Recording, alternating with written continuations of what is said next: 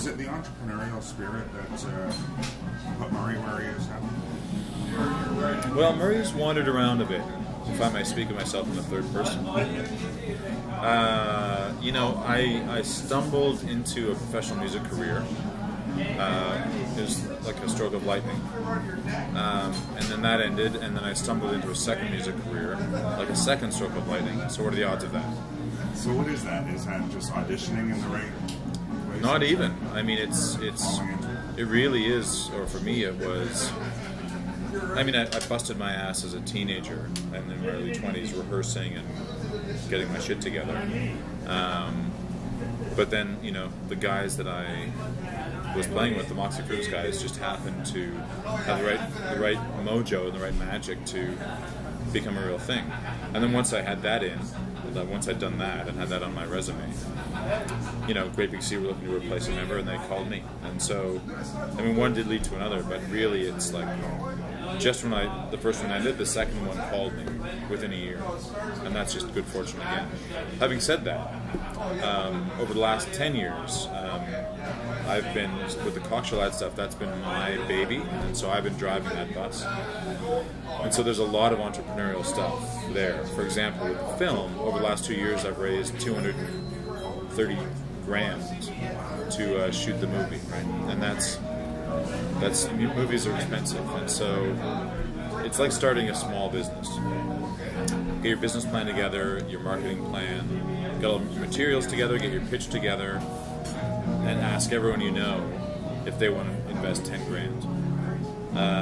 And most of them don't, right?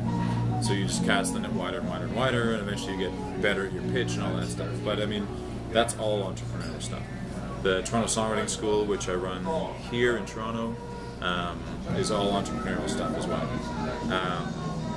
You know, the conception of it, developing the curriculum, putting the website together, pushing it out on social media, having a marketing strategy beyond social media, how we're going to build it, all that stuff. I mean, that's all entrepreneurial. And you need to have a bit of that these days, as opposed to 20 years ago when I was starting, because there are fewer and fewer bands that can support themselves, right? There used to be a touring circuit across Canada that supported 30 bands. They didn't have to sell any records, they would just tour all the time. And that doesn't really exist anymore. So you really need to be, as my friend Dave Matheson, formerly of Moxy Fruvous, says, you have to be a mile wide in the Canadian music industry. You have to do a bit of songwriting, singing, some studio stuff, live performance. You have to have your own band.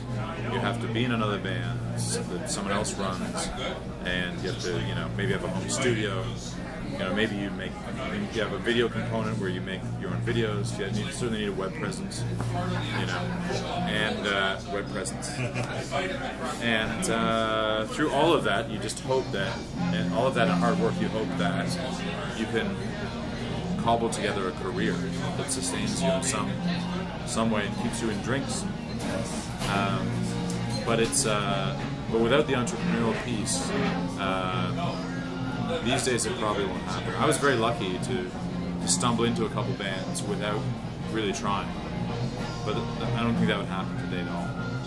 It still happens from time to time. I've seen some players go from nothing into playing with people that have been around for 20, 30 years. Yeah, but we're talking 8 people, you know.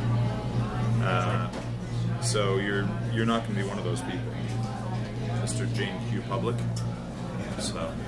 Brilliant answer, thank you.